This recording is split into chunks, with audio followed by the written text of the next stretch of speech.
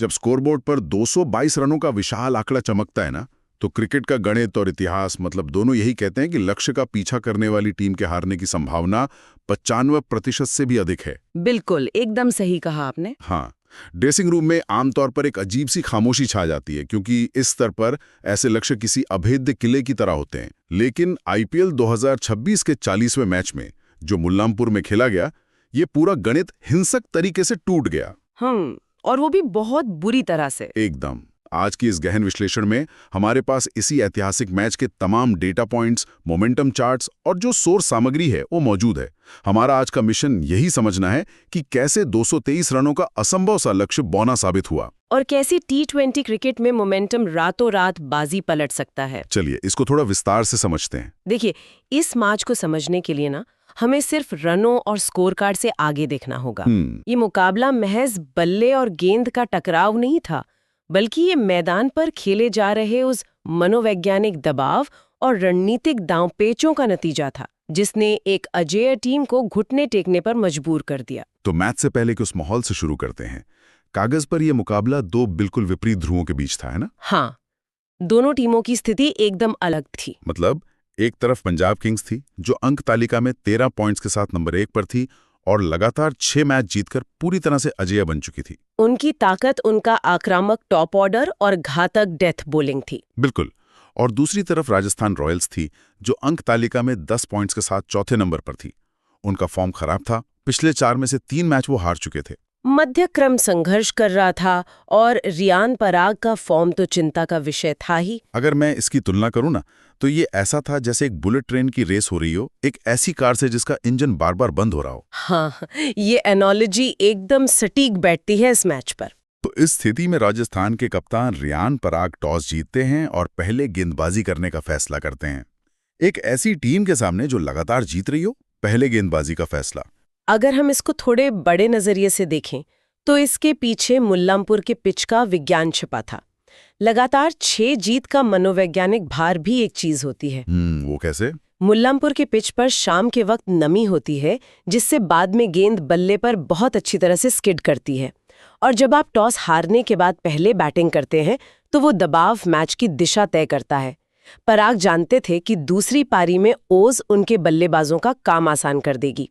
लेकिन पंजाब किंग्स ने इस रणनीति को शुरुआत में ही ध्वस्त करना शुरू कर दिया था। हाँ, पावर प्ले के उनके आंकड़े हैरान करने वाले थे। पहले 6 ओवर्स में ही उन्होंने 65 रन बोर्ड पर लगा दिए, वो भी सिर्फ 1 विकेट के नुकसान पर। और ये रन कोई काम चलाऊ बॉलिंग के खिलाफ नहीं आए। प्रियांश आर्या ने सिर्फ 11 गेंदों में 29 रन जड़े, और वो भी जोफ्रा आर्चर, मांद्रे बर्गर जैसे घातक गेंदबाजों के खिलाफ। अरे बाप रे।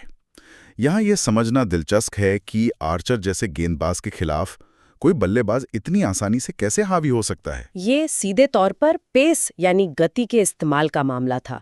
प्रियांश ने आर्चर की 145 की रफ्तार से लड़ने की कोशिश नहीं की, बल्कि उसी गति को दिशा दी। मतलब सिर्फ टाइमिंग का खेल था। बिल्कुल। जब गेंद इतनी तेज आती है तो बल्लेबाज को अपनी ताकत जनरेट करने की जरूरत ही नहीं होती। प्रियांश ने क्रीज का बेहतरीन इस्तेमाल किया। इसके बाद 7 से 15 ओवर्स के बीच पारी को बहुत संतुलित तरीके से आगे बढ़ाया गया। प्रभ सिमरन सिंह ने 44 गेंदों में 59 रन बनाए और कूपर कॉनली ने 14 गेंदों में 30 रन जोड़े। कप्तान श्रेयस अय्यर ने भी पारी को अच्छे से संभाला। हाँ, उन्होंने 27 गेंदों में 30 रन बनाए। 16वें ओवर की समाप्ति पर स्कोर था 160 पर 3। लेकिन इसके बाद जो हुआ उसने सबको चौंका दिया। डेथ ओवर्स का वो तूफान असल में वहीं से मैच पलटा। आखिरी 3 ओवर्स में पंजाब ने 55 रन बटोरे और 20वें ओवर में तो ब्रिजेश शर्मा के खिलाफ 24 रन बन गए। मार्कस स्टोइनिस ने मात्र 22 गेंदों में नवाद 62 रन बनाए। उनका स्ट्राइक रेट 281 के पार था। क्या बात कर रहे हैं। उन्होंने पंजाब के लिए संयुक्त रूप से सबसे तेज अर्धशतक जड़ने का रिकॉर्ड भी बनाया, मात्र 20 गेंदों में। ये बहुत बड़ी बात है। बिल्कुल है। और हाँ दोस्तों, ऐसे ही मैच के रोमांचक टर्निंग पॉइंट्स और सटीक क्रिकेट विश्लेषण के लिए हमारे YouTube चैनल क्रिकेट दरबार को सब्सक्राइब करना बिल्कुल मत भूलिएगा। तो स्टोइनिस की इस पारी के बारे में आप क्या कहेंगी? मैं कहूंगी कि स्टोइनिस ने मध्यक्रम के एक एंकर से लेकर एकदम द हल्क के रूप में अपनी भूमिका बदल ली।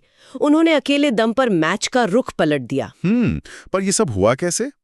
उन्होंने क्रीज में बहुत डीप खड़े होकर यॉर्कर्स को फुल टॉस में तब्दील कर दिया, जब कोई बल्लेबाज इस तरह से खेलता है तो वो गेंदबाज के दिमाग को हाईजैक कर लेता है। यहाँ आकर कहानी सच में बहुत दिलचस्प हो जाती है, क्योंकि बोर्ड पर 223 रनों का दबाव था, लेकिन राजस्थान के ओपनर्स ने पावर प्ले में ही अपने इरादे साफ कर दिए। वो रिकॉर्ड तोड़ शुरुआत, उसने तो मैच की दिशा ही बदल दी। हाँ, 6 ओवर्स में स्कोर था 84 पर 1। यशस्वी जायसवाल ने 27 गेंदों में 51 रन की सूझबूझ भरी पारी खेली, लेकिन सबसे बड़ा सरप्राइज तो वैभव सूर्यवंशी थे। सिर्फ 16 गेंदों में 43 रन। बिल्कुल, जिसमें 5 छक्के और 3 चौके शामिल थे। और इसी के साथ उन्होंने आईपीएल इतिहास में सबसे तेज 400 रन बनाने वाले बल्लेबाज का ऐतिहासिक रिकॉर्ड अपने नाम किया, मात्र 167 गेंदों में। उन्होंने बिना किसी दबाव के बल्लेबाजी की। लेकिन मध्य ओवर्स में युजवेंद्र चहल ने मैच का पासा पंजाब की ओर पलट दिया। 4 ओवर्स में 36 रन देकर 3 बड़े विकेट लिए उन्होंने। ध्रुव जुरेल का वो खराब शॉट, जायसवाल का विकेट और फिर रियान पराग का वो कैच। हाँ, छक्का मार देकर फेरास में रियान आउट हुए। यहाँ मेरा एक सवाल है आपसे, क्या टी20 में पावर प्ले में बहुत तेज शुरुआत मिलने से मध्यक्रम के बल्लेबाज मनोवैज्ञानिक रूप से थोड़े रिलैक्स हो जाते हैं? मतलब 16 ओवर के बाद स्कोर 180 पर 4 था। हाँ, मुझे लगता है ऐसा होता है। और चहल जैसे चतुर स्पिनर इसी ढिलाई का फायदा उठाते हैं। तो मतलब अंतिम 24 गेंदों में 43 रन चाहिए थे। यहाँ सबसे हैरान करने वाली बात यह है कि राजस्थान ने स्पिन के सामने काफी संघर्ष किया। कैसे? आंकड़े क्या कहते हैं? चहल और बरार के 8 ओवर्स में सिर्फ 61 रन आए और 3 विकेट गिरे। इकॉनमी 7 के आसपास थी। अच्छा। लेकिन उन्होंने पंजाब के पेसर्स मतलब अर्शदीप, फर्ग्यूसन और जॉनसन को तहस नहस कर दिया। 11.2 ओवर्स में 166 रन और सिर्फ 1 विकेट, इकॉनमी लगभग 15 की। अरे बाप रे! राजस्थान के बल्लेबाजों ने 145 की गति का इस्तेमाल करते हुए बाउंड्रीज लगाईं। तो क्या आधुनिक टी20 क्रिकेट के डेथ ओवर्स में गेंदबाज की रॉ पेस, मतलब अत्यधिक गति ही उसका सबसे बड़ा दुश्मन बन गई है? बिल्कुल, ये स्पिन बनाम पेस की लड़ाई का एक परफेक्ट उदाहरण है। रॉ पेस पर शॉट मारना आसान हो जाता है अगर टाइमिंग सही हो। दोस्तों, ये स्पिन बनाम पेस जैसे शानदार टेक्निकल विश्लेषण आपको सिर्फ हमारे YouTube चैनल क्रिकेट दरबार पर ही मिलेंगे, तो अभी जाकर सब्सक्राइब करें। अब बात करते हैं फिनिशर्स के महायुद्ध की। स्टॉइनस ने 62 रनों की पारी खेलकर अकेले लड़ाई लड़ी थी पंजाब के लिए। हाँ, लेकिन राजस्थान के पास डोनोवन फोरेरा और इम्पैक्ट सब शुभम दुबे की दोहरी ताकत थी। फोरेरा ने 26 गेंदों में 52 रन बनाए और दुबे ने 12 गेंदों में 31। दोनों ने मिलकर 38 गेंदों में नाबाद 83 रन बनाए। 9 चौके और 5 छक्के। अब आते हैं आखिरी 4 ओवर्स के रोमांच पर। 24 गेंदों में 43 रनों की दरकार थी। 17वां ओवर अर्शदीप लेकर आए और उस ओवर से 10 रन आए, जिसमें फरेरा का एक छक्का और चौका शामिल था। 18वां ओवर फर्ग्यूसन का था और उसमें 15 रन लूटे गए। फरेरा ने 105 मीटर का विशाल छक्का जड़ा। वो छक्का मैच का टर्निंग पॉइंट था। अब समीकरण 12 गेंदों में 18 रन बचा था। फिर 19वां ओवर अर्शदीप ने डाला और उसमें 16 रन आए। दुबे और फरेरा ने लगातार प्रहार किए और 20वें ओवर में जॉनसन की दूसरी ही गेंद पर फरेरा ने विजयी छक्का जड़ दिया। कमाल का मैच था। 19.2 ओवर्स में 228 का स्कोर खड़ा कर राजस्थान ने अपना आईपीएल इतिहास का सबसे बड़ा लक्ष्य हासिल किया और अपना ही शारजा वाला पुराना रिकॉर्ड तोड़ दिया। अब अगर अंक तालिका की बात करें तो पंजाब पहली हार के बावजूद 13 अंकों के साथ शीर्ष पर बरकरार है, लेकिन उनका वो जो अजय होने का मनोवैज्ञानिक लाभ था वो खत्म हो गया है। और राजस्थान 12 अंकों के साथ टॉप 3 में शानदार वापसी कर चुका है। तो इस सब का आखिर क्या मतलब निकलता है? इसका सीधा मतलब है कि टी20 क्रिकेट में मोमेंटम ही सब कुछ है। और जो इम्पैक्ट प्लेयर का नियम है ना, उसने बल्लेबाजी को और भी निडर बना दिया है। बिल्कुल।